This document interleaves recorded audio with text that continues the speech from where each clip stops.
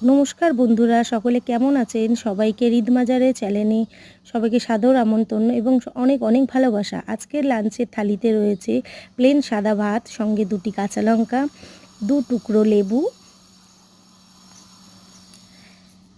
এবং কি মেনু আছে আজকে সাজিয়ে গুছিয়ে দেখো তোমাদের জন্য। প্রথমেই রইল পটল ভাজা, তারপরে রইল বেগুনি, 2 টুকরো বেগুনি এবং তারপর রইল কুমড়ো ভাজা,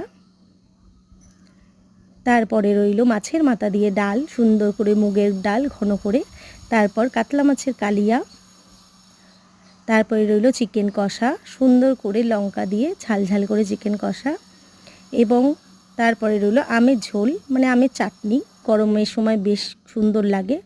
তারপরে রইল কিছু শসার টুকরো। এবারে তোমরাই বলো আজকের আমার লাঞ্চের থালিটা কেমন হয়েছে। যাদের যাদের ভালো লাগবে প্লিজ কমেন্টস করবে এবং লাইক করে দিও। সঙ্গে কাঁসাতলায় আজকে সাজটা